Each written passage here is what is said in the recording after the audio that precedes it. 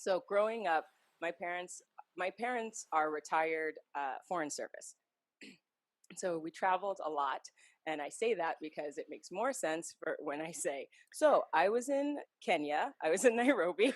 Anyway, like that makes more sense. Now that you have a little bit of background, it makes more sense that I was around in Nairobi, Kenya. We actually had not necessarily in Nairobi, we're actually in Mombasa.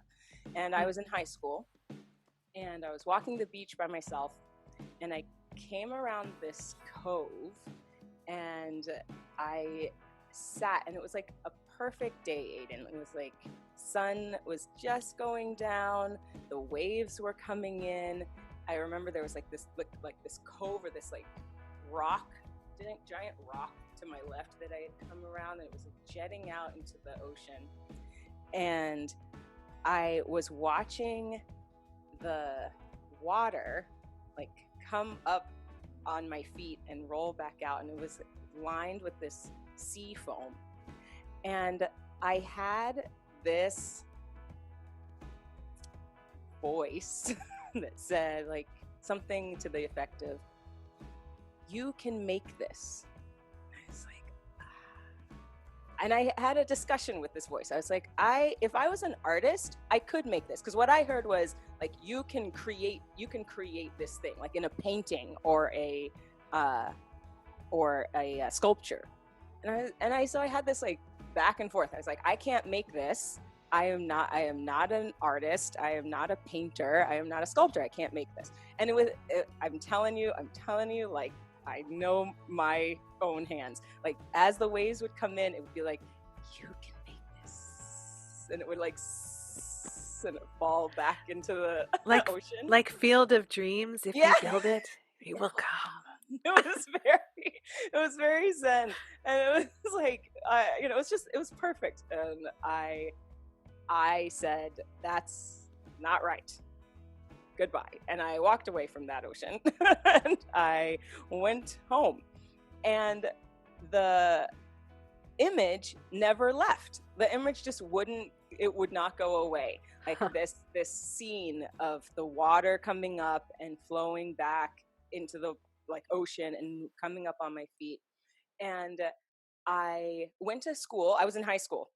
I went to school like 2 days later, and what was it? It was a writing competition came up. My teacher was like, all right, so we're having this writing competition. Everybody's just, you have to enter. It's high school, so you have to enter. Go ahead and enter your stuff. And when I realized, I was like, oh, I can write. I can't paint. I can't sculpt, but I can definitely write.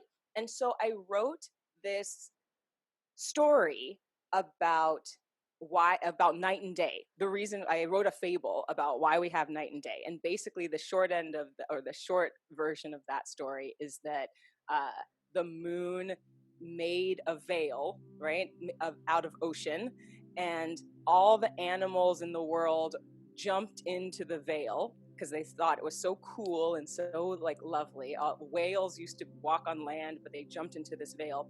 And as she was walking down the aisle, it got heavier and heavier, and she couldn't make it to the altar. And by the time she made it to the altar, the sun was gone looking for her, but it had gone the other way. So to this day, like day, or rather sun and moon chase each other around the earth. Anyway, so I wrote this story, and it won. And the thing about this story was that I wrote the story, but it wasn't that I just wrote it. It was that I had this image. I was like, I can make this story big. So I remember, it was the 2000s, was the 90s. So, but I went to the library for like weeks. I took VCR tapes, video cassette tapes, and I would put them in the VCR, and I pieced together scenes from National Geographic, like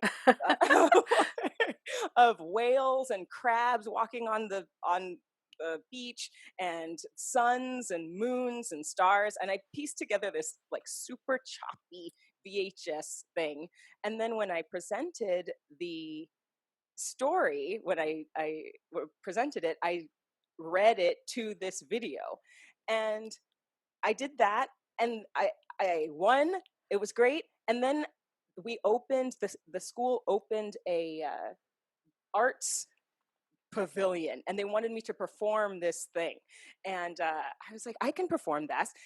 And so I had a dress made, and at the top it was a sunset. It was like a white dress, but I spray painted it like sunset into the water. And at the train, because it had this like long train, I put stars and fish and whales and all those things. And I wore this like gala dress to at this opening for high school. Now, that whole story, that moment sticks in my brain as you have to listen. It, as wooey as it is, if you hear and when you hear these ideas that come into your mind, you have to listen to them. And sometimes they're wrong. They're like, or they're not wrong, but your first reaction to them might be off, right? This idea like, oh, I have to paint it or I have to sculpt it were my two. That's incorrect. But there was something in me that I knew that I could do, and that was right. And that came later. So I sort of had to keep listening. So that's one, you have to listen to the thing. And then two, it is not easy. It's just not an easy task to listen to the thing that you want done or you think is innate, is coming out of you. There's something that's coming out of you, and it's not easy. And it's annoying that it's not easy, right? If we can use the universe, or we can use God, or we can use whatever, inspiration itself. It seems to me that if inspiration was going to come by and say, hey, I've got a gift for you, here's your gift, it seems like it should be easy to unwrap that gift. Like, you came and you gave me a gift. It's yours to me. Like, you gave it to me. It should be easy to unwrap.